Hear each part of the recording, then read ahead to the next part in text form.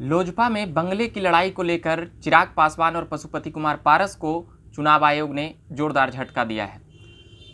न वो पार्टी का नाम इस्तेमाल कर सकते हैं और ना ही पार्टी के जो चुनाव चिन्ह हैं वो अभी तक। चुनाव आयोग का कहना है कि इन दोनों का इस्तेमाल करने का अधिकार दोनों को नहीं है। अब बातें यह है कि 5 तारीख तक दोनों की बातों को लेकर चुनाव आयोग का कहना है कि चुनाव आयोग ने दोनों से 5 नवंबर तक जवाब मांगा है। अब बातें और भी बढ़ रही है तारापुर और कुशेश्वर स्थान को लेकर। जब इन दोनों पर कैंडिडेट उतारने की बात चिराग पासवान की ओर से सामने आई या चिराग पासवान की लोजपा की तरफ से सामने आई तो पशुपति कुमार पारस के लोजपा ने आपत्ति की और फिर चुनाव आयोग में गए।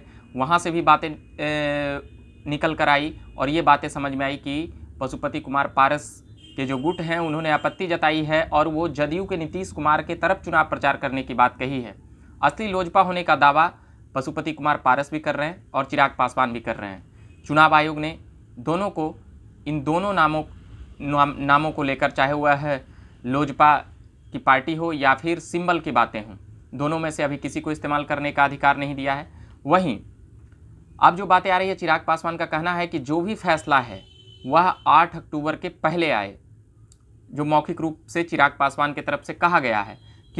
क्योंकि जो तारापुर और कुशेश्वर स्थान में चुनाव होने वाला है, नामांकन का तारीख बीत जाएगा, फिर आपका फैसला आएगा तो फिर हम कैंडिडेट कैसे उतारेंगे। समस्याएं यहाँ पर भी है, समस्याएं चुनाव आयोग के पास भी है, क्योंकि लोकसभा के नेता के तौर पर मान्यता दे दी गई है 5 सांसदों के धड़े को, जिसके नेता पशुपति कुमार पारस हैं। वहीं राष्ट्रीय अध्यक्ष चिराग पासवान थे, उन्होंने भी अपनी राष्ट्रीय कार्यकारिणी की टीम बुलाकर उन्होंने भी दावा किया कि 90% राष्ट्रीय कार्यकारिणी के सदस्य हमारे तरफ हैं, केवल 5 सांसद उनके तरफ हैं।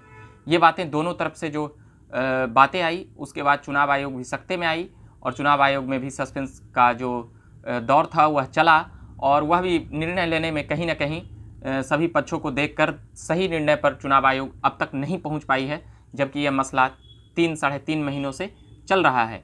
ये बातें तेज तब हुई जब उपचुनाव में चिराग पासवान ने दावा किया कि हम अपना कैंडिडेट उतारेंगे, तो फिर पशुपति कुमार पारस की तरफ से आपत्ति भी जताई गई और बिहार के चुनाव आयोग ने इन दोनों की बातों को लेकर चुनाव आयोग के पास फैसले को लेकर 5 तारीख को लेकर बातें हुई, फिर 1 तारीख को बातें हुई। अब है कि 5 तारीख तक दोनों की बातें और मांगे क्या है वो आएंगी। जब चुनाव आयोग ने दोनों से 5 नवंबर तक जवाब मांगा है, क्या कुछ जवाब आएगा, वहाँ पर से फिर चुनाव आयोग फैसला ले सकती है। मगर अगर 8 अक्टूबर के बाद अगर फैसला लेगी तो फिर चिराग पासवान के सामने यह मुश्किल हो सकती है कि वह कैंडिडेट अपने सिंबल पर, अपने बंगला चुनाव चिन्ह पर और लोक जनशक्ति पार्टी की तरफ से कैसे उतारेगी। ये तमाम बातें हैं। वहीं लोजपा में पशुपति कुमार पारस के गुट के नेता का कहना है कि जो चिराग पासवान की लोजपा है वह एक ब्रांच है, यह उनके कोषाध्यक्ष का कहना था। उसके बाद से फिर चिराग पासवान की तरफ से जो महत्वपूर्ण बातें निकल कर आई है वह यही आई है कि जो भी चुनाव आयोग फैसला ले वो 8 अक्टूबर के पहले अगर कर देती है तो फिर हमें आसानी होगी अपने कैंडिडेट उतारने में। अभी तमाम बातें हम करते रहेंगे। ये फ़िलहाल ये बातें थी दोनों और पार्टी पर दावा को लेकर आयोग ने दोनों गुटों से 5 नवंबर तक अपने समर्थन में पक्ष रखने और दस्तावेज पेश करने के लिए भी कहे हैं। अब देखना यह है कि चुनाव आयोग किसके तरफ निर्णय ले पाती है, चिराग पासवान की तरफ या फिर पशुपति कुमार पारस की तरफ।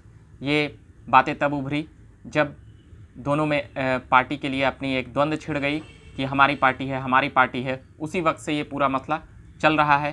चिराग पासवान राष्ट्रीय अध्यक्ष थे, मगर चाचा पशुपति कुमार पारस ने कहा कि चिराग पासवान तानाशाह हो गए हैं। अब पार्टी 5 सांसदों की एक धड़ा पशुपति कुमार पारस को समर्थन करते हुए नजर आए और वो भी अपने राष्ट्रीय अध्यक्ष की घोषणा करते हुए नजर आए। अब देखना यह है कि चुनाव आयोग क्या कुछ करती है, इसी पर पूरी दारोमदार है। 5 अक्टूबर का फिलहाल इंतजार करेंगे और 8 अक्टूबर के पहले अगर निर्णय आ जाता है तो कहीं ना कहीं चिराग पासवान की भी जीत होगी। मगर अभी फ़िलहाल जिस प्रकार की अड़चन देना चाहती थी पशुपति कुमार पारस की गुट के लोजपा, उन्होंने दे चुके हैं कि आप अपने कैंडिडेट बिना चुनाव आयोग के फैसले के पहले आप नहीं दे सकते हैं। तो इस प्रकार से कहा जा सकता है कि पशुपति कुमार पारस अपनी जो इरादा था वहाँ पर वो सफल हुए हैं।